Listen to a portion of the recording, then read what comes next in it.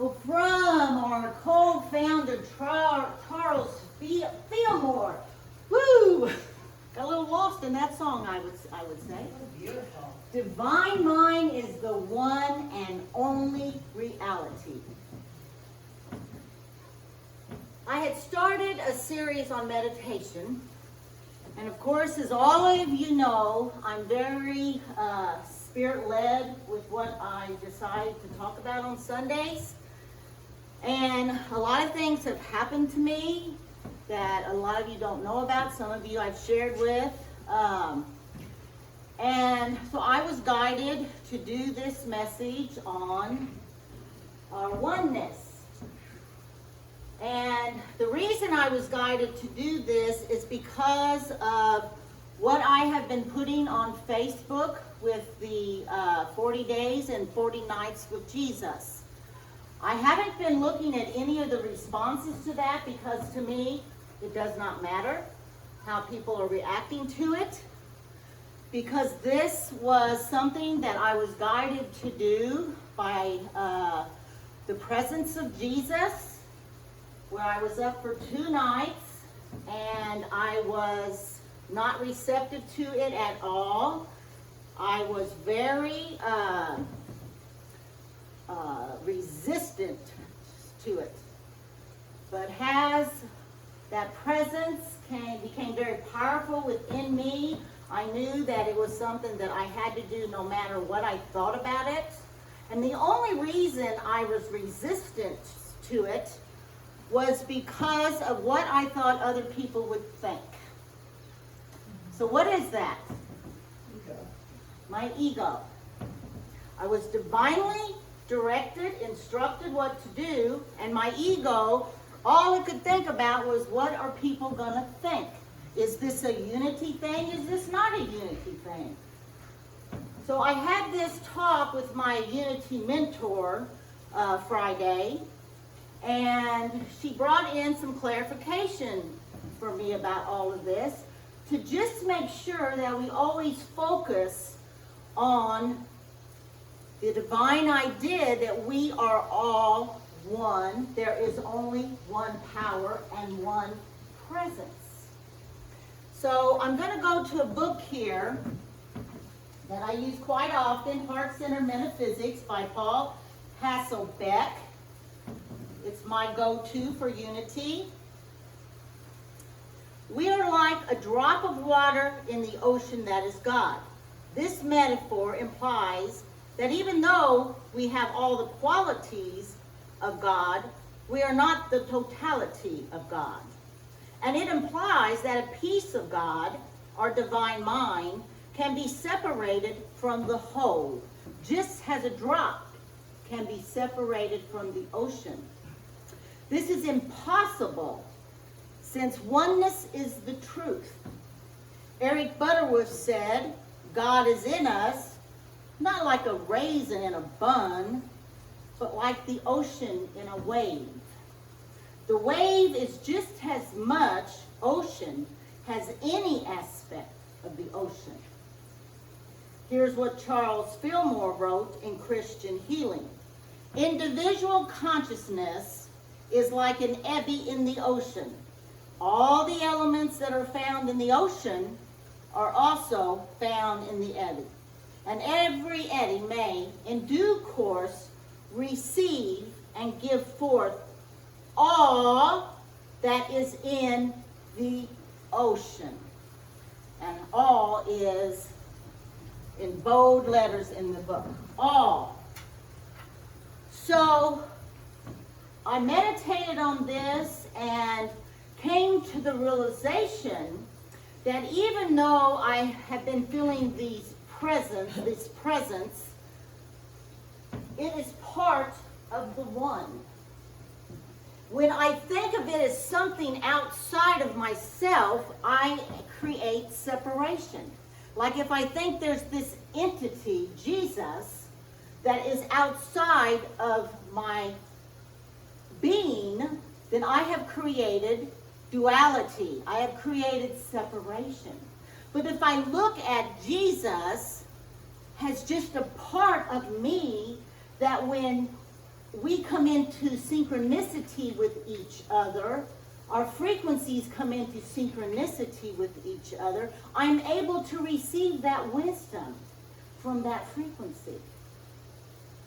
Does that make sense? Most of you? Okay. So I wanted to clarify that. The divine mind maintains all identities from a blade of grass to a star as distinct and eternal. Everything is divine mind.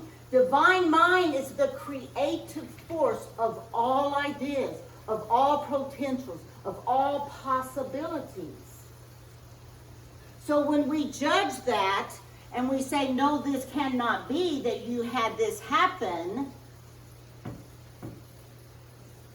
that's your judgment. That's your understanding. That's your separation. Because you have not come into the mindset that all is possible. That we can come into other frequencies. It's all possible. And the divine mind, there is no outside to divine mind. There's nothing outside of it. Does that make sense? So as I'm talking today, if you have anything that does not resonate with you, I invite you to write it in your journals.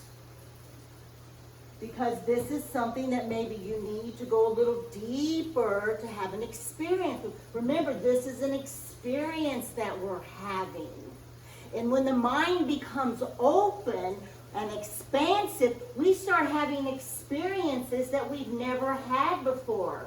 Because now we're diving in to all that is.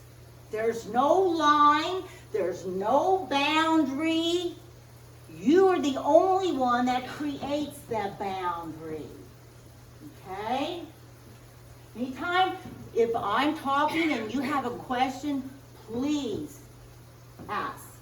Okay? This is interactive, and I invite you to ask. Because maybe somebody else has the same question. Okay? We are all one. Only egos, beliefs, and fear separate us. So the ego separated me from a divine intervention I had from doing what I knew through my heart was the thing to do. I knew it was. But my little ego was screaming at me.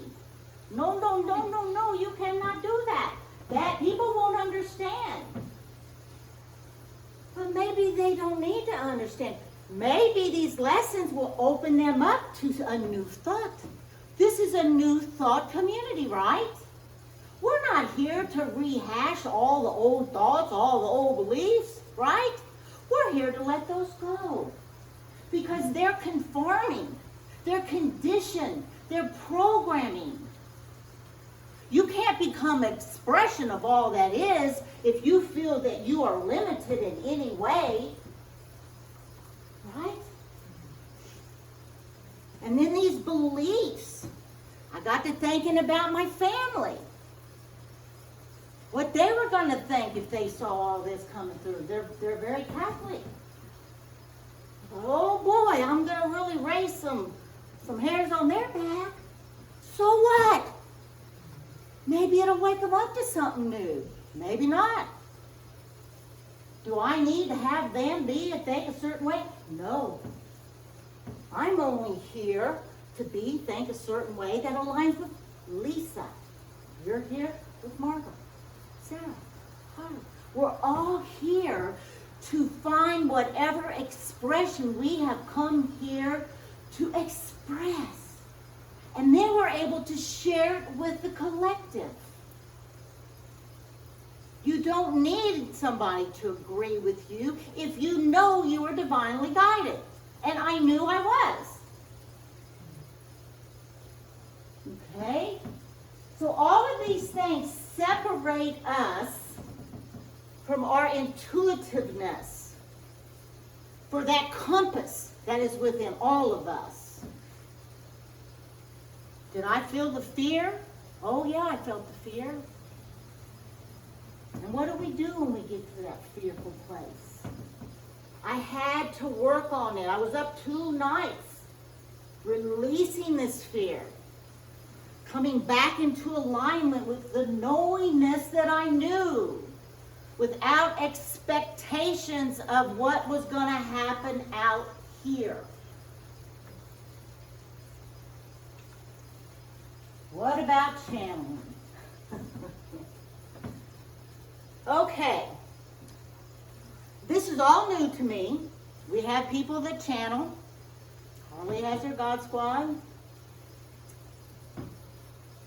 I've never experienced it, but I have now.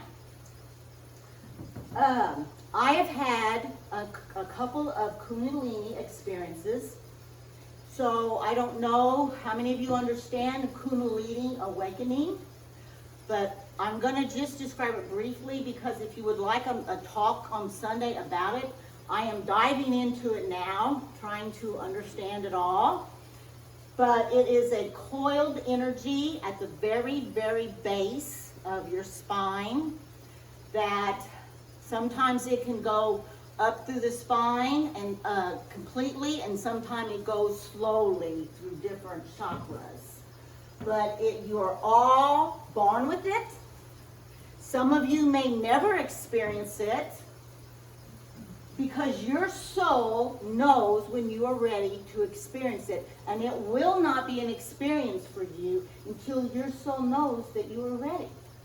And like I said, some may never experience it. But I've had 2, and one of them lasted for 3 hours. And it was very, very blissful. It was ecstasy. I thought it lasted for 20 minutes. And I looked at the clock, and it was 3 hours. So what happened from this is I have a newfound energy that has opened my consciousness up and expanded a way out. And now I'm receiving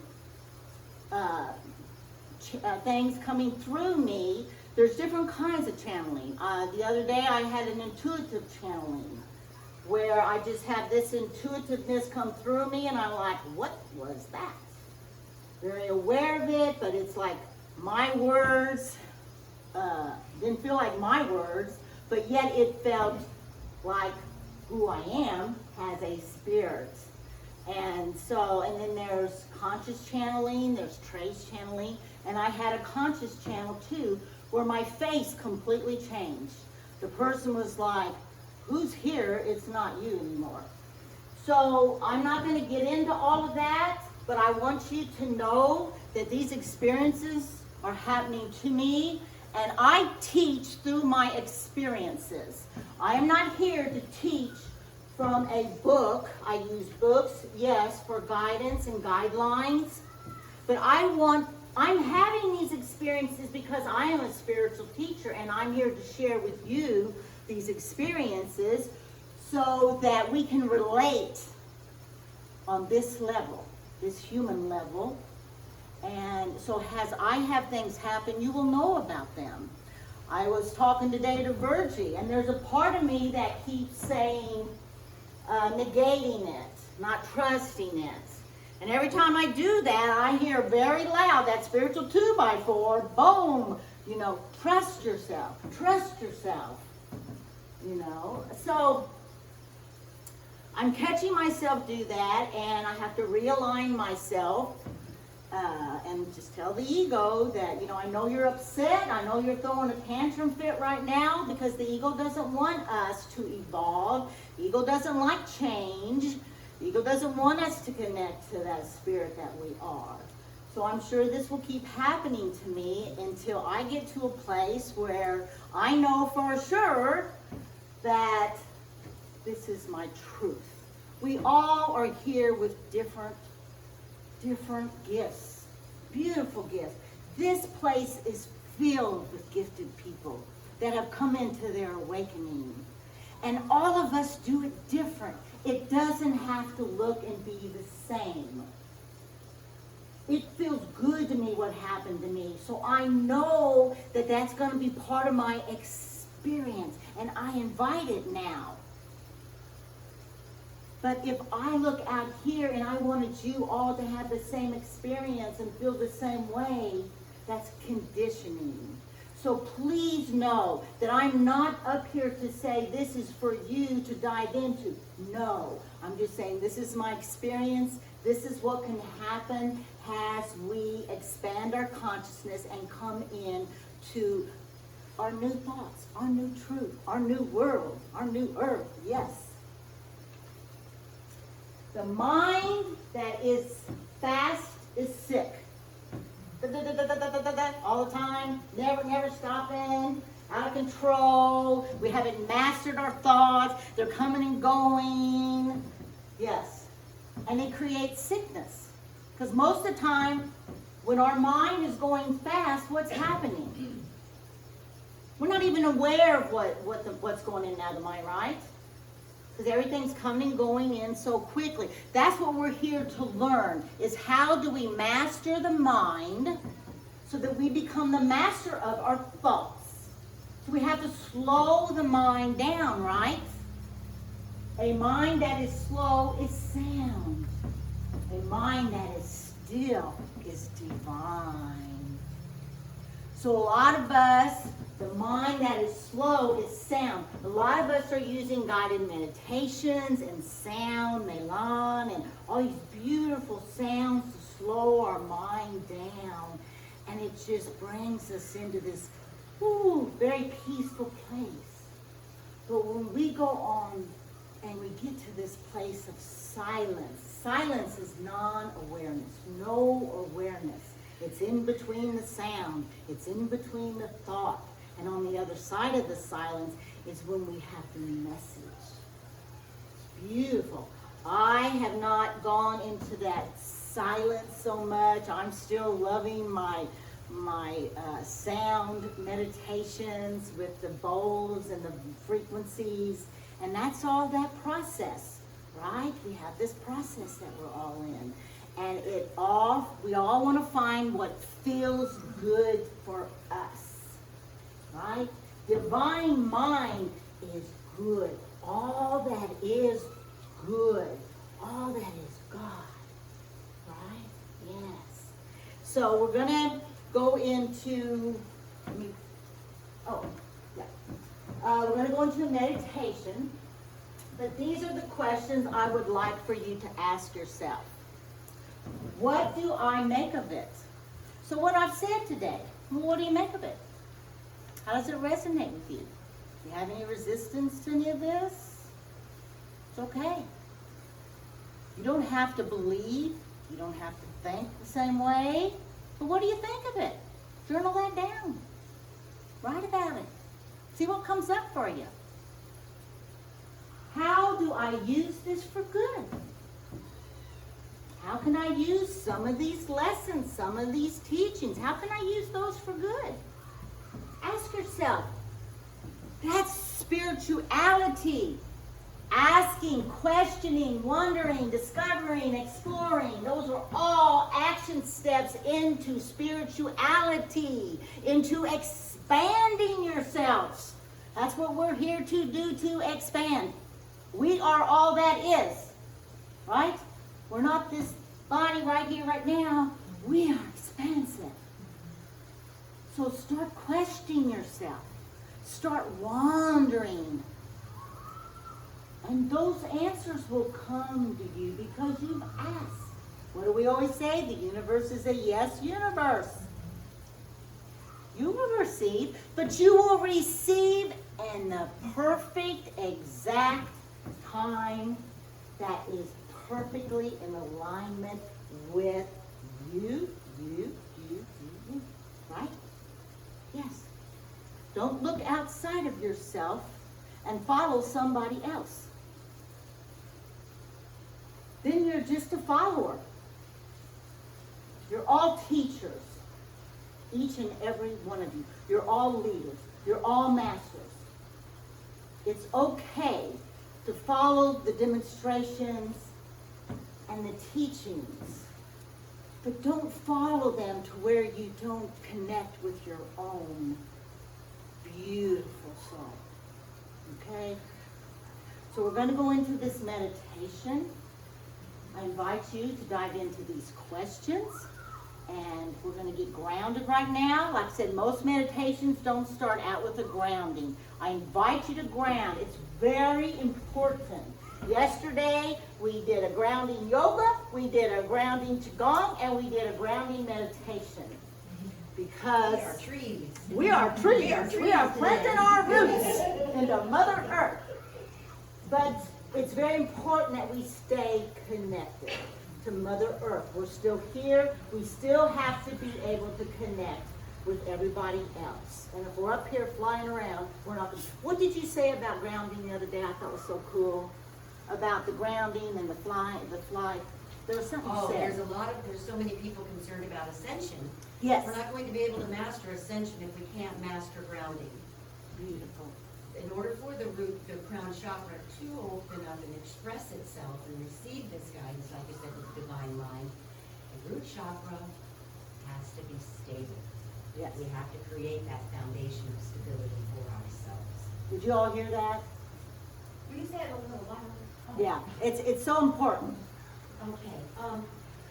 Well, Go ahead and stand up, Carly, so there's people a hear. lot of people. Oh, ascension, ascension. Well, they're so concerned, or their thought process is all about ascension, when what we need to do is master our grounding.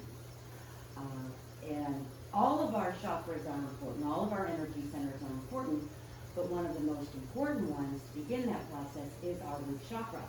That is where our safety is. That is where our comfort is.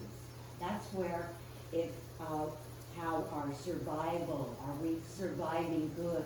Are we processing life healthy and safe? All of that has to be stable, or we work on that stability before the rest of them can have the freedom to open up. Plus, with these new frequencies and this new light that we are receiving, and I'm sure we've all felt a little bit of it in some way, what's happening is we can call on this light all we want. Oh, the light, the soul. Well, we have to make space for it. So we have to make space for it. So when we invite it in, and that's called making space for it, is then called anchoring it. So that's what that's about. So our power, our stability, our safety is all rooted right here. What we were shown now are examples of uncertainty.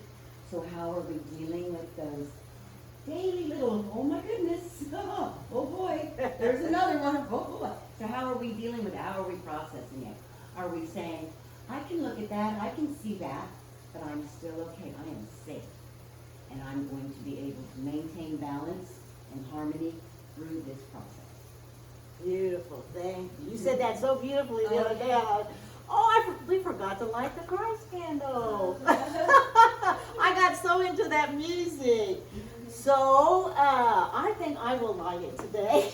Just the source candle, yes. Well, you can call it whatever you want. Christ candle, source candle, whatever resonates with you. So as we light this candle, we say, you remember what to say? Yeah. Okay. Light shines in all of us, no matter what. Yes. So I want to invite you to, as we go into our meditation, to think about these things, but also, what is it that you need to release? What is it that you're resisting, like I was doing, that you know within you that really is the truth, but yet there's this resistance. So as you go into your meditation, think about that. If there's any resistance in you to what your truth is, that you are not showing up in that authenticity and that vulnerability. What is that? So think about that. You do not have to come up here and release every Sunday. It's here if you so choose. So we will have a time where we will do that, and then you will do your affirmation of that truth that is resonating in you, but yet you're still resisting something. Do we want to release it? Even my mentor said that the denials and affirmation, no longer are Unity churches resonating very much with the denials and affirmations. Because of the denial, not the denial and affirmation, but the word denial. It's like it's like a harsh word, she said. You know, so I like letting go or releasing. It's more of a gentler word, okay? I'm kind of all over the place today, and I really apologize for that, because there was something else I wanted to read you that I forgot. And this is from Unity, truthunity.net, that you can go to and dive into any of the teachings of Unity.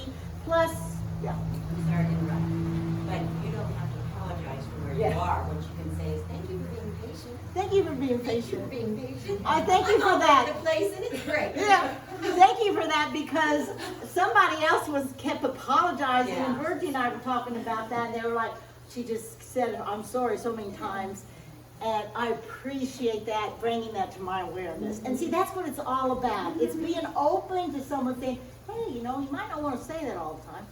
I appreciate that, yes. So anyway, I did want you to hear this, because this is from Unity. Channeling today receives knowledge from ascended masters for the purpose of transformation.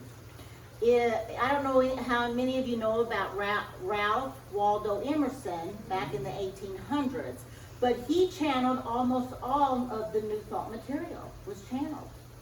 So channeling's been around from the beginning, okay? And let me remind you, there is only one presence and one power. When you channel, you are just receiving insight from what is you, because you are part of that, right? I want to say that again, because that was one thing we talked in my minister. Make sure there's an understanding that there's only one power, one presence, okay? We're just tapping in to a little bit of a higher frequency, okay? But it's still part of you. Examples include the Seth material, which Terry's been reading. She's loving it. A Course in Miracles, channeled by Jesus.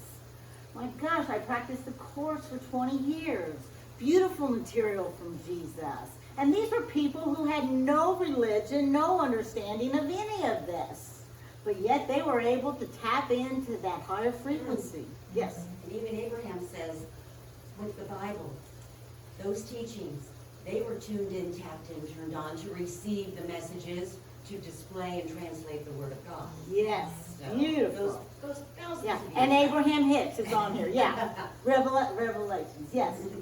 Although the Unity School of Christianity officially and historically distanced itself from such New Age concepts as crystals, astrology, and channeling, the open philosophy and lax organizational structure allows individual members as well as individual churches to dive into any imaginable topic. And that was what my Unity mentor said. I told her we are a community of a lot of New Age beliefs with the crystals, and she says, well, a lot of Unity churches are doing that, especially the West is very much like what we are here with this. So that's one thing that I like about Unity, is I am able to dive into whatever comes into my consciousness that I want to do, and it's okay. That feels good. That feels good. That feels good. Okay? While the message is more consistent in Unity School, the churches have greater latitude for what they teach depending on the minister and the community. Among these offerings are classes in A Course in Miracles, a popular book and philosophy which was channeled and therefore is labeled New Age. But Rosemary Fillmore granddaughter of the founders and administrator for Silent Unity, said in an interview that most of the teachings of the course are compatible with what Unity teaches, regardless of its origin and regardless of what label it carries. Okay? So, I just Because want the to... truth is the truth. The truth is the truth. The truth is the truth. When you are hearing these channels and when you are listening to this, listen to the message. Don't be concerned so much about where it's coming from. Listen to the message. Does it resonate with you? Does it feel good? It's in the message. If we're so focused on how the message is coming and we're not aligning with that truth that we know that resonates with us, that's what's important, okay? What's the message? All the material that I read is beautiful messages of love and forgiveness. Very, very spiritual. Now, if I was listening to somebody that was coming through that was, negating any of this, well, I wouldn't listen to that. That wouldn't resonate with me. So use your spiritual compass when you look into this kind of stuff, okay? Okay, so we're going to go back to our meditation. And thank you for being so patient. Okay, so let's just get situated in our seats. Let's feel that support of your chair, the support that you always have, no matter what. You're supported and loved by all that is, all that one presence and one power. And as you feel this support, use your beautiful imagination, that power of imagination, to just root yourself down into Mother Earth. Cords or roots or light, whatever feels good for you. Just swirl that around the core of Mother Earth. Yes, and bring that back up into your heart. And just take some deep cleansing breaths as you go into this meditation and relax.